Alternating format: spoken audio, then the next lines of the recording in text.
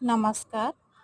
एटा गोटे पान बाहर डब्बा माने एथिरे पानर जिनिस किछि नाही। एथिरे गोटे भल जिनिस अछि मु सेटा शेयर करूछि। एटा होछि सबु सबु पुराणा माने पुराणा बहुत पुराणा दिनर छोट छोट पैसा 25 पैसा 10 पैसा 5 पैसा सब पैसा ए पैसा मु रखिनी। ए पैसा मो बाबा माने मो जेजेमा अमलर मो जेजेमा जेतेबेले मो बाबा को दियंती बाबा जे सब तांको स्टोरी कहूतिले ଯେତେବେଳେ ବାବାଙ୍କୁ ଦିଅନ୍ତି ସ୍କୁଲ ଗଲାବେଳେ କି କୋଉଠିକି ବି ଗଲାବେଳେ ଏଇଟା ନେଇଯା ରଖିଥା ବାବା ସେତେବେଳେ ଖର୍ଚ୍ଚ ନ କରିକି ରଖିଛନ୍ତି ସବୁ। ତ ଆଜି ଆମ ଘର ସେଫ୍ଟିଂ ପାଇଁ ଯେଉଁ କାମ ସବୁ ଚାଲିଛି ଝଡ଼ାଝଡ଼ି ସେଇଥିରୁ ମୋତେ ମିଳିଲା ଏଇ ଡବାଟା। ତ ମୁଁ ଭାବିଲି ଗୋଟେ ଭିଡ଼ିଓ କରିକି ଜଷ୍ଟ ମେମୋରି ପାଇଁ ଗୋଟେ ଭିଡ଼ିଓ ମୁଁ ରଖିଦେବି ବୋଲି। ତ ସବୁ ପ୍ରକାର 5 ପଇସା 10 ପଇସା ବହୁତ ଡିଜାଇନର ବି ସବୁ ପାଇଛି ମୁଁ।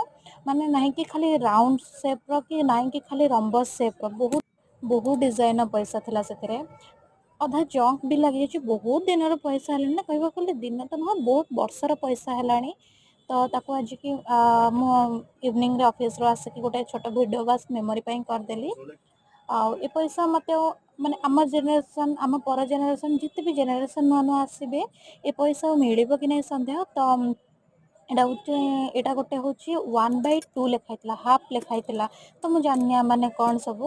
ତ ବାବା ସବୁବେଳେ କୁହନ୍ତି ମାମା ବି କୁହନ୍ତି କି ବେଡ୍ ଉପରେ ଯେଉଁଠି ତୁମେ ଶୋଇବ ସେଠି କେବେ ପଇସା ରଖିବା କଥା ନୁହଁ। ତ ସେଥିପାଇଁ ମୁଁ ଭିଡ଼ିଓ ବନେଇବା ଚକ୍କରରେ ଜଷ୍ଟ ଗୋଟେ ପେପର୍ ପକାଇ ଦେଇଥିଲି ଗୋଟେ ହ୍ୱାଇଟ୍ ପେପର୍ ପକାଇ ଦେଇଥିଲି। ତ ତା ଉପରେ ମୁଁ ପଇସା ରଖିଛି ବେଡ୍ ଉପରେ ରଖିନି।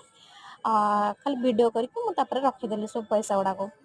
ବହୁତ ଭଲ ଲାଗିଲା ଏତେ ପୁରୁଣା ପୁରୁଣା ଜିନିଷ ଦେଖିକି। ଏତିକି ସବୁ ପଇସା ମୁଁ ଆଜି ମାନେ ବାବା ତ କଲେକ୍ସନ୍ କରିଛନ୍ତି ମୁଁ ପାଇଛି ବାସ୍ ତାକୁ ଏବେ ରଖିଦେଲି ଡବାରେ। ତାକୁ ନେଇକି କାହିଁକି ନା ଏବେ ୟାର ମାନେ ଏଗୁଡ଼ା ଦେଖିବାକୁ ଭଲ ଲାଗେ। ଆମ ଜେନେରେସନ୍ ଆମ ପର ଜେନେରେସନ୍ ସମସ୍ତେ ଦେଖିଲେ ଖୁସି ହେବେ କି ନାହିଁ ରଖିଛନ୍ତି କିଏ ଜଣେ ଏତିକି। ଆମେ ତ ଏତିକି କଲେକ୍ସନ୍ କରିପାରୁନୁ କିନ୍ତୁ ସେମାନେ ତ କରିକି ରଖିଛନ୍ତି ସେଇଟା ବଡ଼ କଥା।